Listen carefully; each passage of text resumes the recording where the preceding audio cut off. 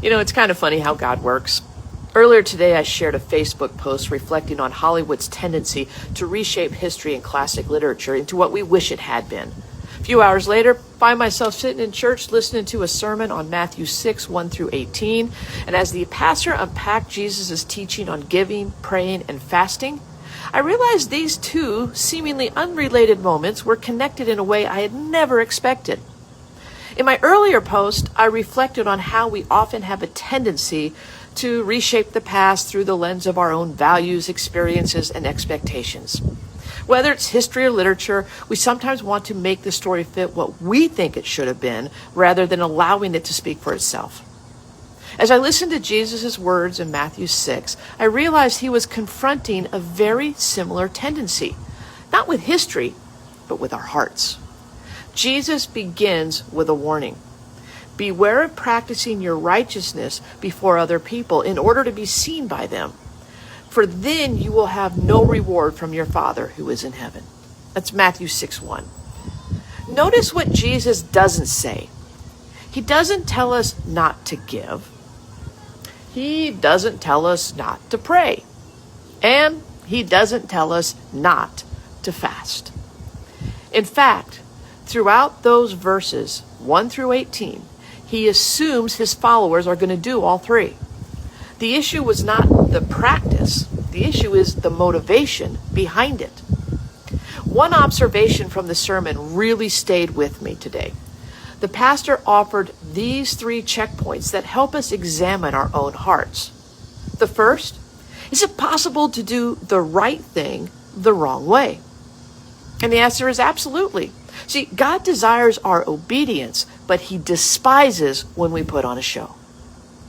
Number two, our reason determines our reward. Our motivation matters. Are we seeking the approval of people, or are we seeking the pleasure of God?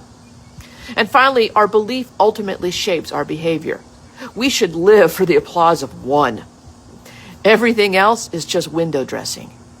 That last statement still is resonating with me. The common thread between my earlier reflection and Jesus' teaching is this. We have a tendency to reshape reality around ourselves. We reshape stories. We reshape history. We reshape our public image. And Jesus warns that we can even reshape our worship. The Pharisees were not practicing righteousness because they were delighted in the Father. They were practicing righteousness because they delighted in being noticed. They had taken something beautiful and transformed it into a performance. Jesus is reminding us that the Father is looking beyond our actions and into our hearts. Now think about this. A performance asks, who noticed? But dependence asks, was my Father pleased? Performance seeks recognition, but dependence seeks a relationship. Performance is concerned with the applause of the crowd. Dependence is satisfied with the smile of the Father. And this is a good reminder for me too, especially with these reels that I create. It's easy to say that something is being done for God while still paying close attention to the views, the reactions, the comments, and the recognition.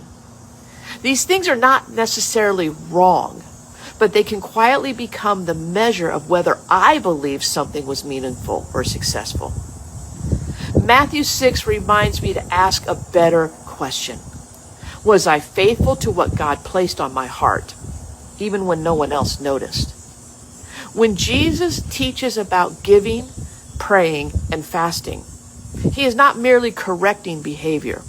He is inviting us into a different way of living, one where our relationship with God matters more than our reputation before people. Maybe that's the question each of us should ask today. Am I living for the applause of many or the approval of one? Have a blessed day.